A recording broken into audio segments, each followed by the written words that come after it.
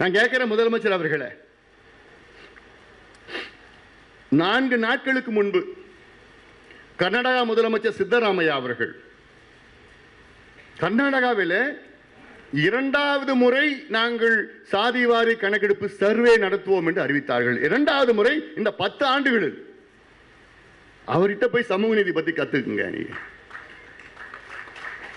சமூக நீதி பத்தி பேசுறீங்களே, நாங்கள் தந்தை பெரியாருடைய வாரிசுன்னு பேசுறீங்களே, சமூக நீதி எங்களுடைய உயிர் மூச்சுன்னு பேசுறீங்களே, என்ன மூச்சு அது?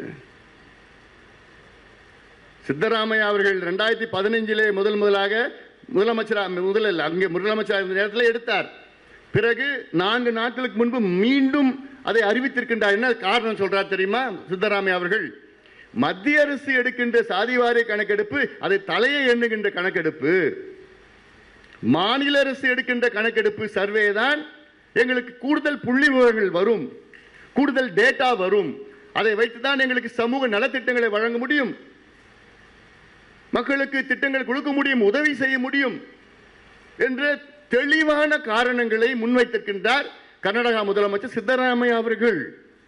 இதே தான் நாங்க பல ஆண்டு காலமா சொல்லிட்டு இருக்கிறோம். எத்தனை கருத்தரங்கள் நடத்தணும் இதே சமூக நீதி பேரவை சார்பில், எத்தனை மாநாடுகள் நடத்தணும், மாநாட்டிலையும் பேசணும், உங்ககிட்ட எத்தனையோ முறை வந்து பார்த்தோம் கேட்டோம். ஆனா எங்களுக்கு அதிகாரம் இல்லை, எங்களுக்கு அதிகாரம் இல்லை, எங்களுக்கு அதிகாரம் இல்லை. ஒரு முதலமைச்சர் சட்டமன்றத்துக்கு உள்ளேயும் சட்டமன்றத்துக்கு வெளியிலையும் போய் பேசுற முதலமைச்சர் நான் பார்த்ததில்லை. கர்நாடகா எப்படி அதிகாரம் கிடைச்சது? தெலுங்கானா எப்படி அதிகாரம் கிடைச்சது? தெலுங்கானாவில் சாதிவாரிய கணக்கெடுப்பு நடத்தி முடிச்சு இடஒதுக்கீடு அதிகப்படுத்தி சமூக நலத்திட்டங்களை கொடுத்து அங்கே தகுதியானவர்களுக்கு கடனும் கொடுத்து முடிச்சுட்டாங்க 3 மாதத்தில் தான். பீகாரில் 2 ஆண்டுகளுக்கு முன்பு நடத்த முடிக்கப்பட்டது. கர்நாடகாவிலே 2வது முறை நடத்தி கொண்டிருக்கின்றார்கள். ஆந்திராவிலே நடந்து கொண்டிருக்கிறது, ஒரிசாவிலே நடந்து கொண்டிருக்கிறது. அப்போ இவ்வளோ மாநிலங்களுக்கும் அதிகாரம் இருக்கு, ஆனா நம்ம முதலமைச்சர் மட்டும் அதிகாரம் கிடையாது. ஏன்னா தமிழ்நாடு ஜப்பான்ல இருக்குது, இந்தியாவில் இல்லை. ஜப்பான் சட்டம் தான் பொருந்தும் தமிழ்நாடுக்கு.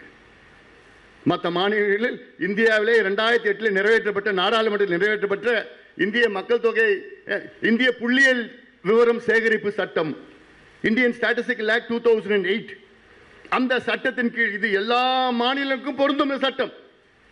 அந்த சட்டத்தின் கீழ் தான் கர்நாடகா, ஆந்திரா, தெலுங்கானா, ஒரிசா, பீகார் இந்த மாநிலங்களில் அந்த சட்டத்தின் கீழ் எடுத்திருக்கின்றார்கள். நாங்களும் இந்த சட்டத்தின் கீழ் எடுங்கள் தான் சொல்றோம்.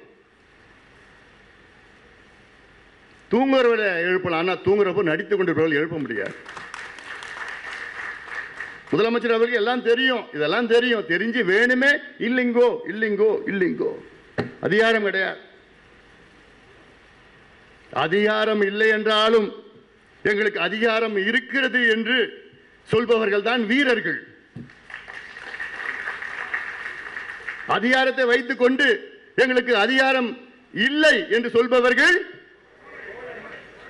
நான் சொல்லல, நீங்க சொல்றீங்க.